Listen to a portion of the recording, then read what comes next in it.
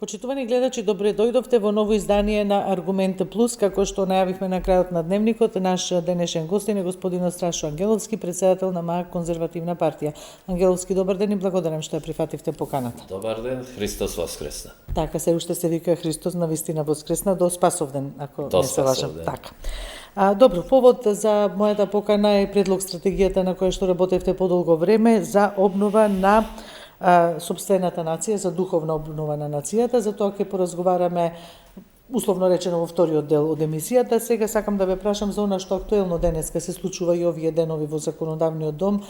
Гледаме пратениците дојдоа до она дека како предлог закон за измени на законот за пратеници да ги донесат измените поврзани со тоа пратеник да не може да има двојно државјанство.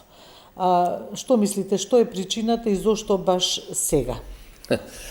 Јас за ова размислував многу законите, така, но не само пратениците, не само политичарите, може би уште повеќе функционерите и припадниците на македонската армија и на Министерството за внатрешни работи не смеат да имаат двојно државјанство. Оти не дај Боже, во случај на некаква војна, припадниците на АРМ не знаете за кого би се определиле доколку имаат две или три државјанства од ова.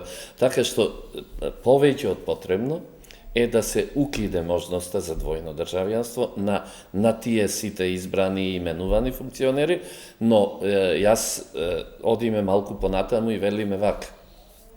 Доколку се случи еден ден да влеземе, што не верувам искрено, да станеме членка, да станеме дел од Европската Унија, дента која ќе станеме членка, тогаш да се донесе закон за целосно поништување на двојното државјанство. Зошто не до тогаш е повеќе... За сите избрани именувани функционери пратенци или за сите во Република Македонија. Зошто не до тогаш и за обичните граѓани? Ама таа практика ја има во многу, во 80% од државите, ја има практиката да нема двојно државјанство. Зошто не до тогаш? Затоа што ако денес го сториме тоа и им го одземеме двојното на сите граѓани, постои опасност нашите кои заради работа, заради не знам што, заради тоа што мораат да возат камиони или ова или она луѓе, кои имаат бугарско државјанство, ќе мора да се откажат од нашето, за да си ги продолжат своите обврски кои ги имаат. Затоа размислуваме дори тоа што не е мал тој број, околу 230.000 граѓани, како што според параметрите на Бугарија, јас ве кажувам. И да е таа бројка. Не се сите тие 200.000 луѓе кои имаат обврски и кои ги зеле од мака и за работа. Има многумина кои државјанството го зеле чисто за да го имаат, за да можат полесно да патуваат на годишни одмори или на викенди. Има онакви кои нели ги зема за да не платат данок за автомобилот, на тие јас би им ги одзел уште денес државјанствата, затоа што со тоа само прават една бројка на која утре официјална Софија ќе се повикува нели во своите барања за права на бугарите во Република Македонија. Тие и таквите нанесуваат штета. Оние кои и тие не се за оправдување, но ајде, кои го зеле за да појдат, да работат, да изваат парче леп за нивните деца, некако и можеме да ги оправдаме. Добро, дали сметате дека ова е чекор кон нешто такво? Да речеме, ова што се прави сега со пратениците, иако има предлози од страна на ЛДП, да речеме, да биде тоа подкрепено и со изјава, со нотарска изјава.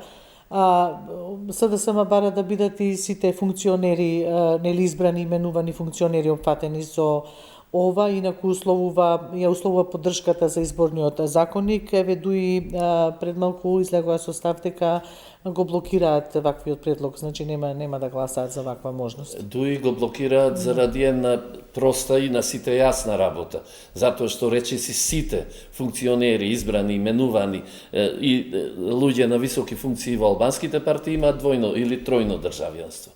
И доколку се случи тоа, тогаш тие ќе ги изгубат своите привилегии, односно ќе изгубат можноста како флуктуирачка гласачко тело да се наоѓаат во три држави и да бидат во три држави присутни. Затоа дуи е против тоа, не е против нашите македонци кои имаат бугарско државјанство. Што се однесува до ова е сето еден вид можност најпрвин.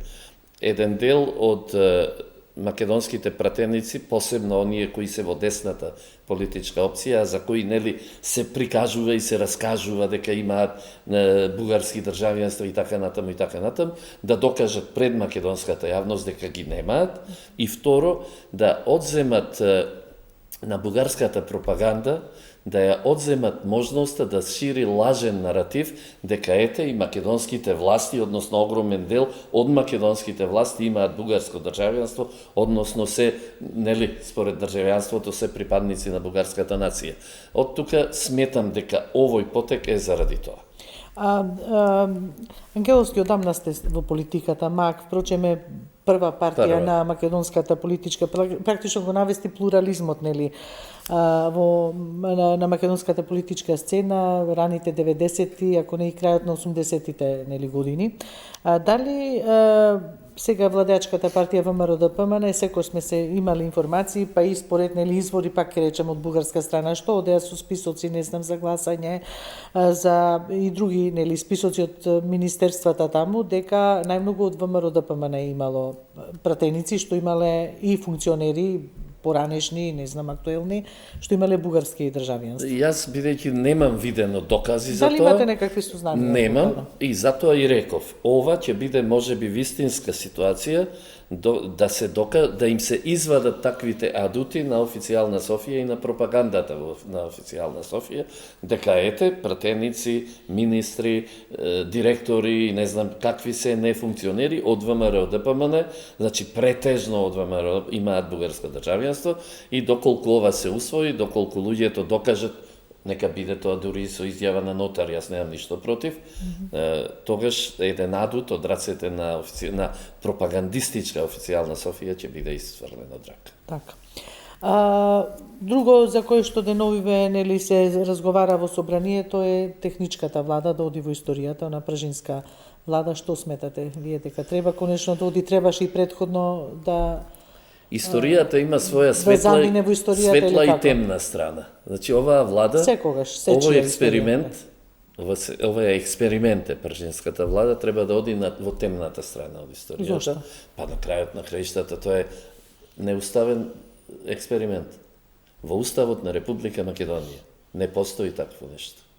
Во Уставот на Република Македонија јасно стои што е влада, како се конституира.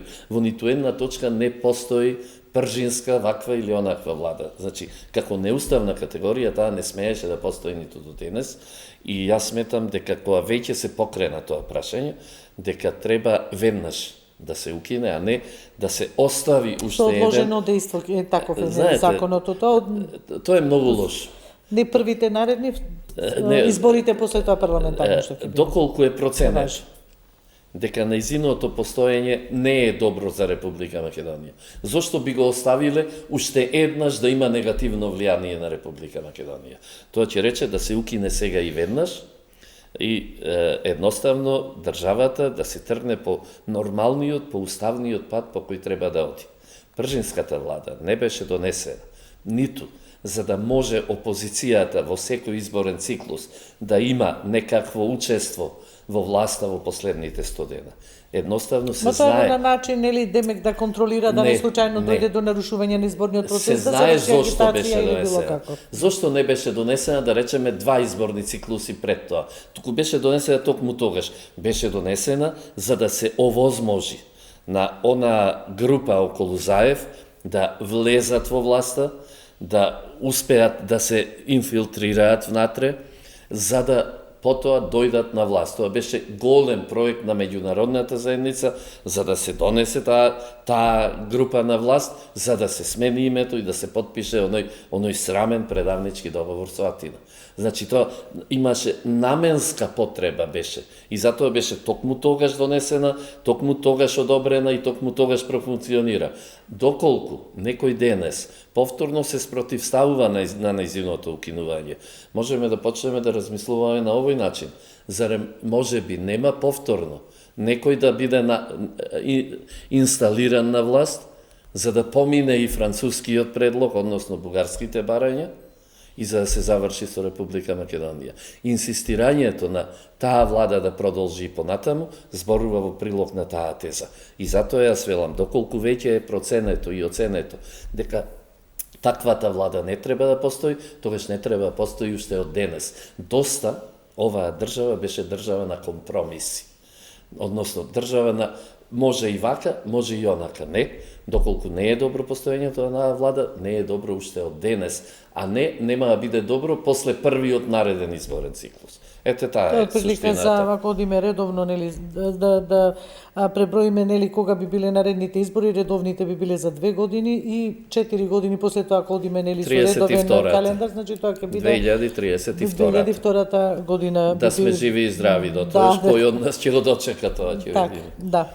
Ангеловски, изминатиот период се случија 2 изборни циклуси, назначени и коментирани, нели, во јавниот дискурс, вака и низ телевизиските емисии, нели, во дигиталните, се разбира, медиуми, дека многу важни за Република Македонија и особено незиниот курс кон Европската унија и европските интеграции, изборите во Унгарија, посебно поврзани околу можноста за враќање на Груевски и изборите, нели, во Бугарија. Како гледате вие на тие избори и на коментарите во јавноста?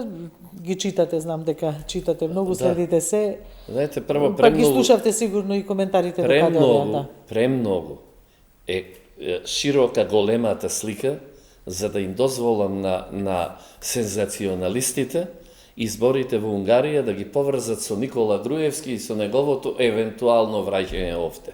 Значи, премногу поголемо е влијанието на тие избори, на целата светска ситуација, за да ние се занимаваме, тоа е како на кутрето кога ќе му фрлите коска, да се занимава целата јавност со тоа дали Груевски ќе биде екстрадиран или не.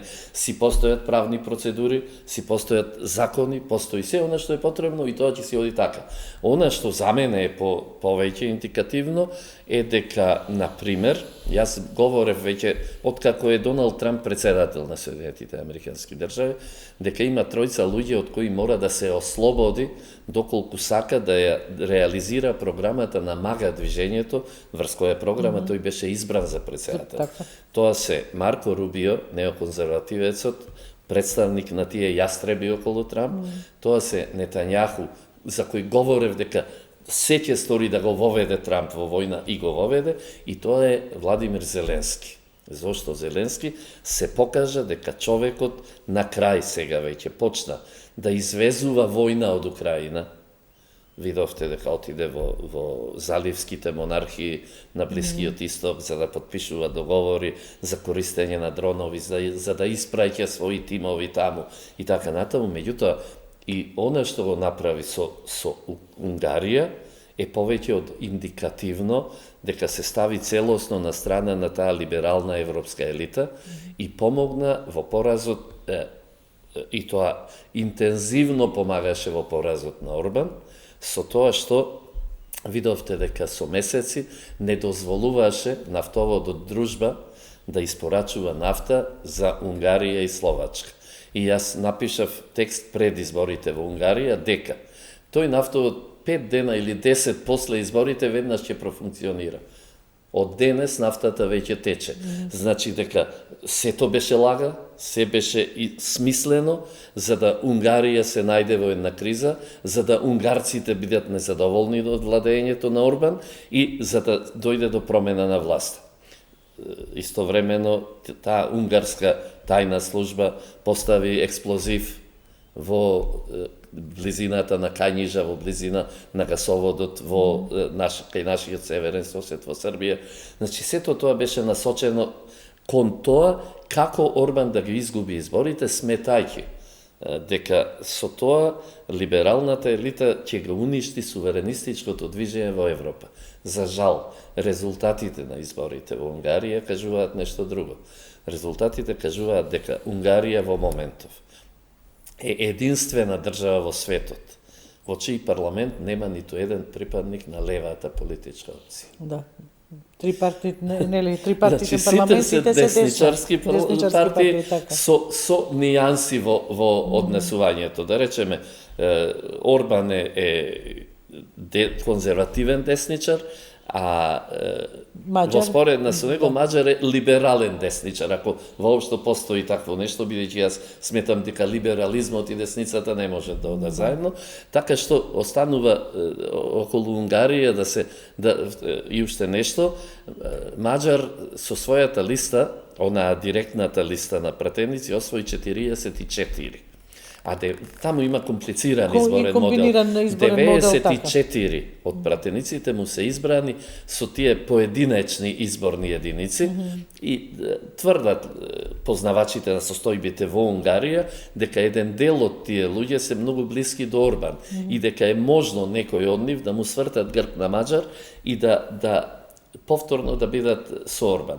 Нема да промени тоа многу во глобала, меѓутоа ќе промени многу со тоа што ако тоа се случи, ако 5 или 6 од нив преминат кај Орбан, ќе го изгуби Маđар двотретинското мнозинство и не ќе може да пристапи кон промена на уставот. Кое сега е негово, така, двотретинското мнозинство е негово. Негово е, но зависи од тие неколку луѓе можеби. Добро, можни се и такви игри гледаме. Ма ние го имаме доживеано кај нас тоа. Точно. За Бугарија што ќе кажете и за Румен Радев, нели, како јас сум исклучително, ајде да речем, задоволен, лош збор е, од победата на Радев. Знаете зошто сум задоволен? Затоа што човекот... Тоа го нарекува втор Орбан, нели? Дали ќе биде Орбан, па има сега анализи дека нема да биде Радев. Орбан, втор Орбан. Друга е ситуацијата. Румен Радев беше човекот кој излезе со политичка програма, во која основата беше војна, отворена војна на корупцијата и на криминалот. Значи, отворена војна. Затоа сум задоволен што конечно гласачите, во Бугарија, да речеме, сватија и одбраа. За прв пат после 30 години, после владата на Костов, ние имаме вакво мнозинство и можност да се формира стабилна влада на која приоритет и е борбата, војната против корупцијата и криминалот. И се зошто сум задоволен? Затоа што она што го најавивте како стратегија на МААР за насочување на македонската нација кон духовноста, основна нитка е војната, отворена војна против криминалот и корупција. Сметам дека и нашиот народ, и нашите гласачи, и нашите луѓе дојдено времето да се свестат и да побараат опција, да побараат можност да му дадат глас на некој кој Румен Радев е човекот кој не е извалкан во овие 35 години самостојна Бугарија, односно плурална Бугарија. Истото сакам нашите овде гласачи и нашиот народ да го препознае во Македонија, да најде такви луѓе, да најде таква опција и да влезе отворено во битката против криминалот и корупција. Што ќе значи доаѓањето на Радев во однос со спорот нели меѓу Македонија? Дали сметат, ги знаеме неговите позиции? Според мене нема ништо да се промени. Лично сметам дека нема ништо да се промени. Лично сметам дека е добро да ги забавиме нашите барања за евроинтеграција. Јас дури и би го замрзнал нашето барање за евроинтеграција, затоа што ваквата Европска Унија не е друштво во кое јас лично би сакал да бидам и да ги однесам моите деца и моите внуци. Ваквата Европска Унија, која беше замислена како најголемиот мировен проект после Втората светска војна, која беше замислена како сојуз на држави најпрво економски, нели како заедница за јаглен челик, потоа се прошируваше, но сето тоа беше се до Мастрихт, сето тоа беше заедница на држави кои има рамноправност во таа заедница. Од тој момент наваму тоа стана една наднационална бирократска творба, во која една комисија неизбрана од никој, со луѓе корумпирани до крај, како што е председателката на комисијата Урсула фон дер Лајен, носат одлуки за нашиот однос, за нашиот живот, за нашите вредности, при тоа наметнувајќи. Европската Унија стана идеолошко собиралиште на либералната елита. И не случајно не им одговараше Орбан, затоа што не ги почитуваше и се бореше токму против вредностите кои тие ги пропагираат. Ги пропагираат ЛГБТ вредностите, воук, родовата еднаквост, воук идеологијата и така натаму. Ние сакам да сватиме дека ние како Република Македонија со целото свое население не припаѓаме на таа и таква западноевропска или западнохристијанска цивилизација. Ние не можеме да се пронајдеме. Знаете зошто? Затоа што се сеќаваме дека до пред нецели 100 години во зоолошките градини во тие држави се чуваа луѓе со црна боја на кожата. Истовремено ние овде бевме чувани како во зоолошка градина. Значи, ние сме се наоѓале од спротивната страна. Ние не треба да заборавиме дека во тие западно-христијански држави владееше инквизицијата како вредност на тие држави. Никогаш кај нас не владее. Алудирате на колонијализмот? И на колонијализмот, на инквизицијата, на палењето на жени. Вие треба да се сетиме дека жени беа палени на клада. Кога во нашата цивилизација, во источно-христијанската... Но ја надминале, веројатно, и тие се менуваат така. Се менуваат на уште полошо, тоа го зборувам. Затоа што овие пак сега вредности, наместо да се палат жените, денес со овие вредности поинаку се уништуваат. Денес со тие вредности се врши дехуманизација и депопулација. Не случајно, токму Европската Унија е онаа точка на земјината топка каде што демографијата е најслаба. Тие имаат најмал демографски прираст, токму тие држави. И тоа не е случајно. Така, и ова што се случува на геополитички план, претпоставувам дека многу ќе го промени светот, она на кое што сме сега сведоци со војни со се, ќе видиме. Тоа сакам да се извинувам. Да, значи, прекомпонирање на светот. Да. За жал, единствено Европската Унија и големите држави во Европската Унија се уште размислуваат и говорат, имаат наратив како да живеат пред 10, пред 15 години. За жал и нашите политичари во своето итање кон ЕУ и желбата да се бендисаат на ЕУ имаат наратив како од пред 10-15 години. Не сакаат или не можат да сватат дека светот се промени. Светот не е истиот оној од пред 10 години. Светот се менува и тој униполарен поредок на либералната елита која владееше најпрво со таа своја меѓународна заедница, 14% од светското население, а потоа се обиде да завладее и со целиот свет, денес веќе не владее. Она што се случува во Иран, она што се случува на секаде. Но да не заборавиме дека нели Европската Унија и натаму поддршката е околу 67% според последни мерени параметри. Нели овде во Македонија, и да не заборавиме дека Европската Унија е она НЗС кое што овде партиите различни по етничка, по не знам секаква друга припадност, политичка, етничка припадност, некако ги држеше заеднички таа европска идеја. Значи да не се разбереме погрешно. Да. Јас повеќе од сите други сум Македонија да биде неразделен дел од евроинтеграција. Но не во ваква Европска Унија, како наднационална, зашто видете вака. Европската Унија, односно тоа бирократско дувло, е најголем непријател на европските држави. Затоа што, колку послаби европски држави, толку помоćна бирократија во Брисел. И тие се обидуваат целосно да го одземат суверенитетот на европските држави, за да тие ја соберат целата моќ кај себе. Така, идентитетот на Унијата, да речеме како Унија. Да, европски интеграции, меѓутоа, секој од државите да влезе со својот багаж, со својот товар таму, позитивен или негативен, и да може да разговара рамноправно и да ги менува работите рамноправно. Вака, ние денес можеме краткото име на Македонија да биде РУМ, Република Уценета Македонија. Само затоа што нашите соседи, заради геополитичките потреби тогаш на Соединетите Американски држави, побрзо од нас се најдоа во тоа друштво. Денес тие си дозволуваат дека само заради тоа Имаат право да не уценуваат нас во нашиот понатамошен пат. Ние мора да знаеме дека на тие држави, посебно на Бугарија и на Романија, не им беше поставен ниту еден услов, ниту што и да е од условите и од барањата за да влезат. Едноставно и беа потребни за да се воспостават своето влијание.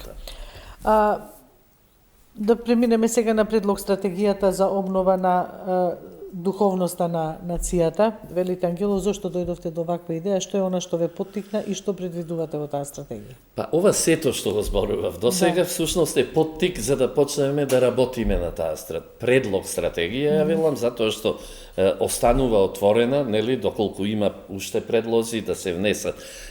Има некаде 50 точки и многумина ми велат кога ќе проговорам за насочување од духовност, црквата, верата. Значи, само една точка од стратегијата е враќање кон верата. Само една, останатите 50 предпоставуваат нешто сосема друго. А зошто велиме враќање кон верата? Затоа што сите вери во себе ги содржат 10 Божји заповести, кои велат: не кради, не лажи, не убивај, не врши прелюба. Тоа е вредност кон која сакаме сите ние, нели, тоа е вредност кон која без разлика дали е тоа религиозна, ваква или онаква, на крајот на краиштата кривичните закони во сите држави врз основа на тие 10 Божји заповести се воспоставени, да не убиваш, да не крадеш и така натаму и така натаму. Проценивме и сметаме се уште дека агресивно се нападнати и децата, и семејството, и верата, и националниот идентитет. Се агресивно нападнати и дека треба да ги заштитиме. Доколку не ги заштитиме, ние ќе ја изгубиме нацијата.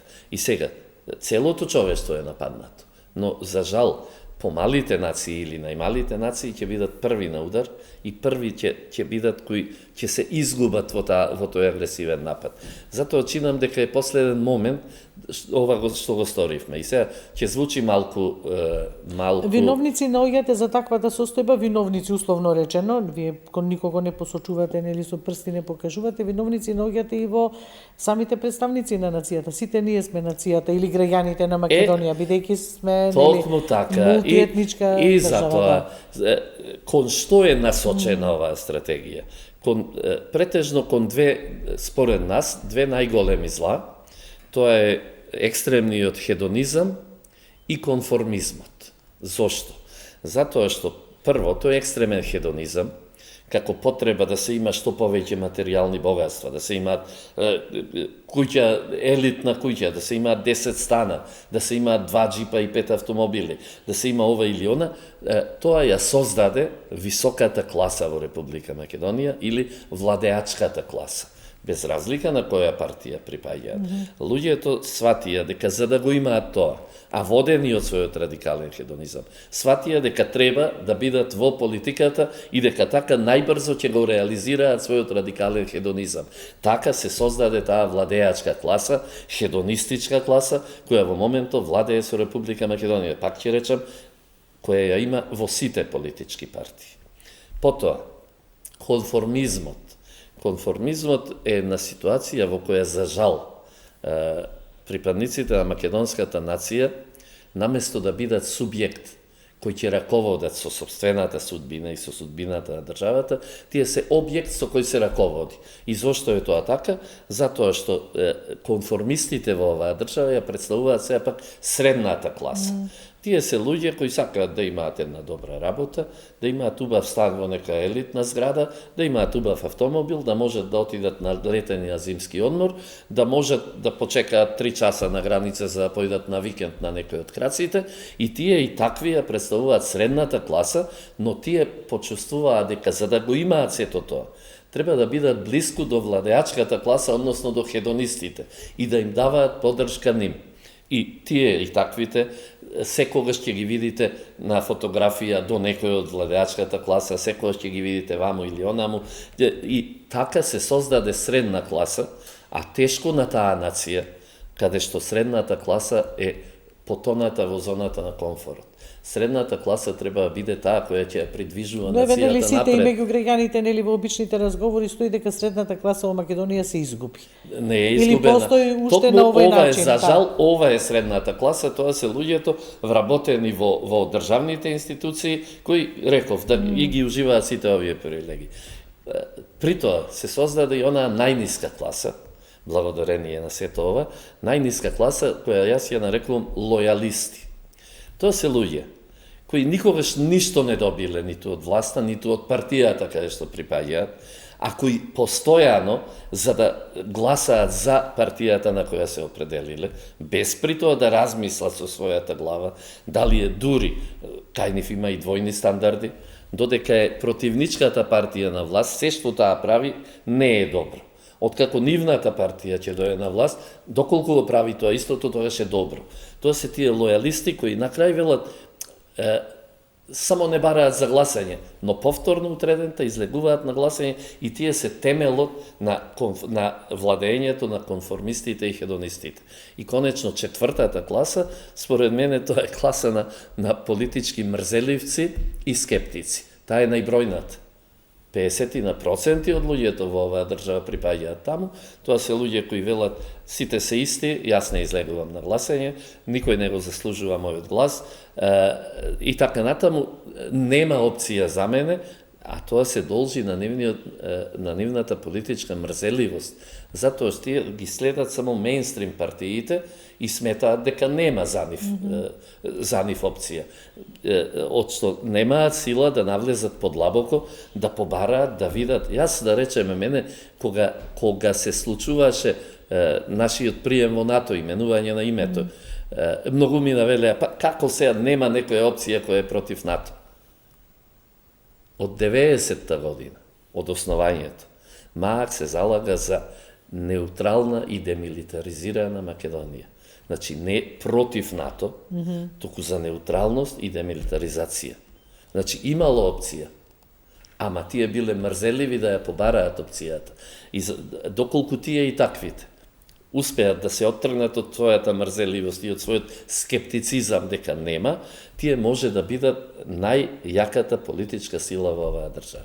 Еве, што довело до таа затапеност, условно речено, да кажам, на македонскиот граѓан, на македонскиот човек, особено во оној дел дека има доста конформисти и така, едноставно не сакаат, критички не се однесуваат кон другите, едноставно чекаат како ќе ги дувне ветрот така да се заврти.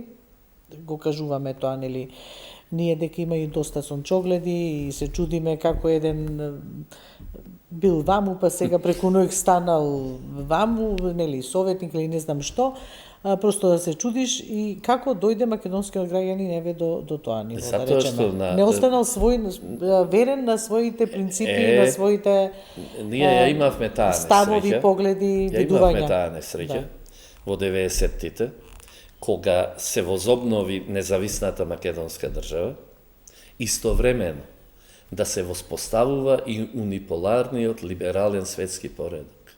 Истовремено, паралелно, и тој и таков навлезе, заради нашата желба, нели, да бидеме дел од Европската унија и од НАТО, тој и таков вредносен, либерален вредносен систем, целосно навлезе и беше имплементиран во Република Македонија и не ни дозволи да си ја развиваме државата врз основа на нашите вредности, врз основа на нашиот морал, на нашата традиција, туку бевме обврзани да ја градиме државата врз основа на туѓи вредности. И на процеси кои што тогаш се случија неминовни, нели, пак на Берлински зид, меѓутоа и демократизацијата, условно речено, новој свет, така... Не, за жал не е демократизација, туку е наметнување на идеолошки либерални вредности. Плурализам, демократизација и така. Сето е тоа големата лага на која сме ние подложни. Ниту е плурализам, искрено сметате дека во западно-христијанските држави постои плурализам,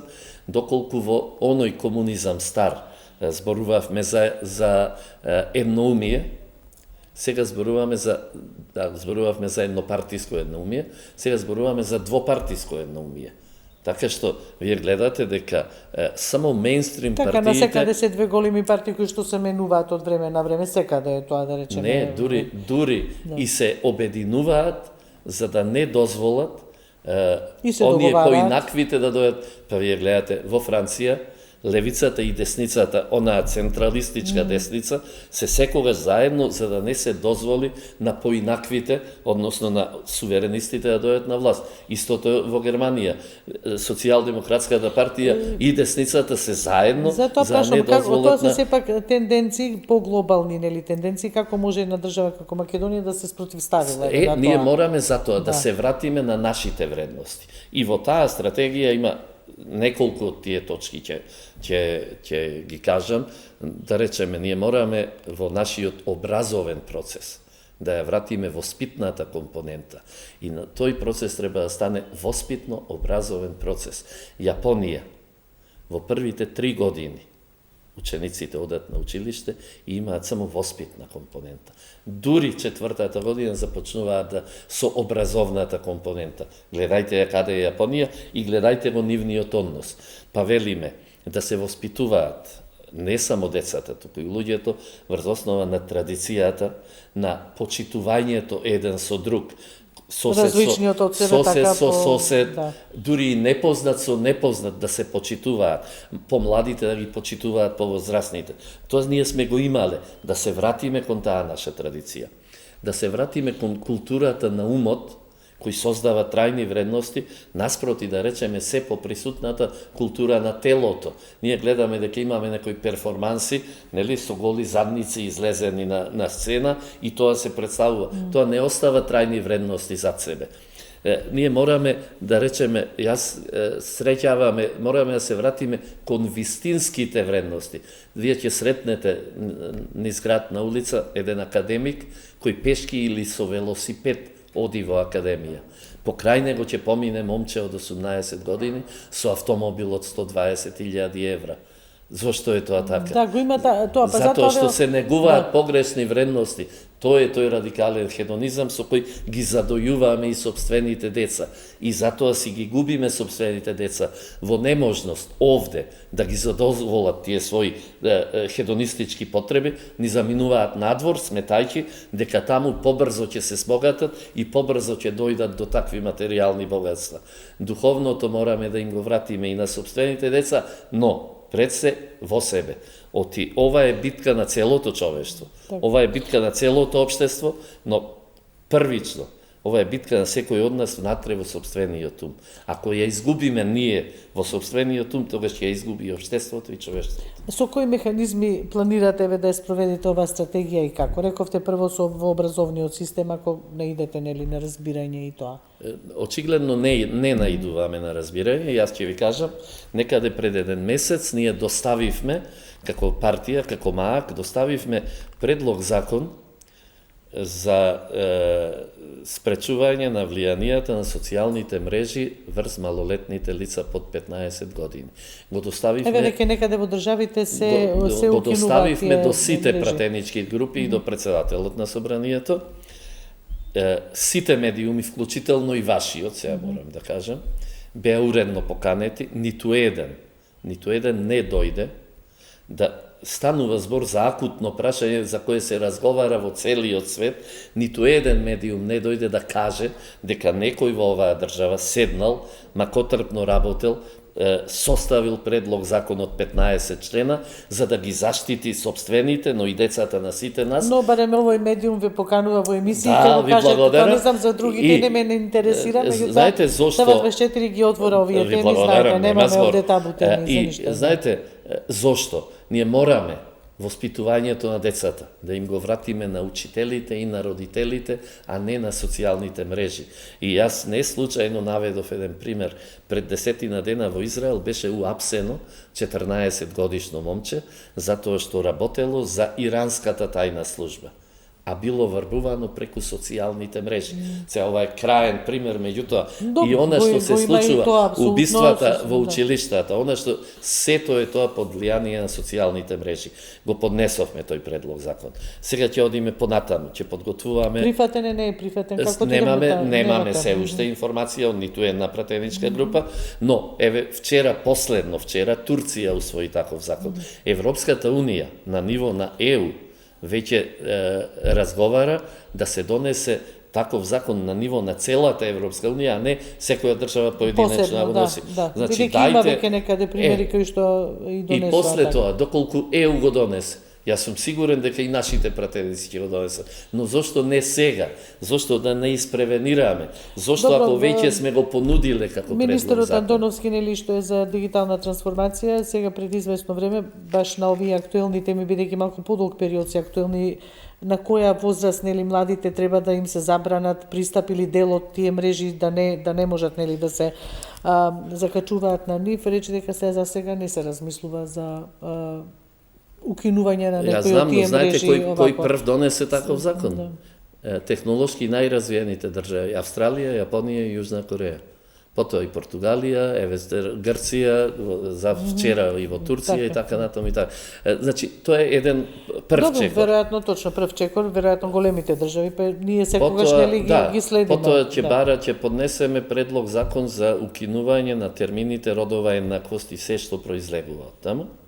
Затоа што ние со уставот наш имаме гарантирана рамноправност на половите, на машкиот и женскиот пол. Нам ни треба рамноправност, нам не ни треба еднаквост, затоа што јас и вие не можеме да бидеме еднакви, колку и да се трудиме. Дури јас не можам ниту со друг маж да бидам еднаков или вие со... Значи, еднаквоста е измислена категорија за да може да се протнат 50-тина измислени родови. Нашата битка мора да биде за рамноправност на мажот и жената, да бидат целосно рамноправни, но при тоа повторно да ги воспитуваме машките деца. Дека жената е послабиот пол и дека тие се должни да ја штитат и да ја бранат, физички а не да ја напаѓаат. Не интелектуално може би. За физички зборувам. И сега, овде јас малку карикирам кога зборувам на оваа тема, доколку вие барате родова еднаквост, односно маж кој од денес се чувствува како жена, нели да биде еднаков, тогаш и да има право тоа да си го нели забележи во документите, и да се однесува така. Книга, тогаш јас ќе барам професионална еднаквост. Да речеме, ако портирот во една институција се чувствува како доктор, да му се овозможи да биде доктор и тоа и да си работи како доктор. Изгледа смешно, но заради смешно, токму затоа и го кажувам, за да сватиме колку е смешно и она со родовата еднаквост. Ние минатата година на Олимпијадата имавме маж, боксер, кој се почувствувал како жена и влезе да ги тепа жените на рингот. Каква е таа? Имаше и тоа, нели, големи дилеми отвори сето тоа, дали треба во олимпизмот да се дозволи такво нешто. Или можеме да воведеме и финансиска еднаквост. Човек што зема 25.000 денари, од денес да се чувствува како човек кој треба да зема 85.000. Како функционер, да речеме, како функционерите. Малку изгледа, нели, но морам да ги карикирам нештата за да допре до свеста на овие луѓе. Така.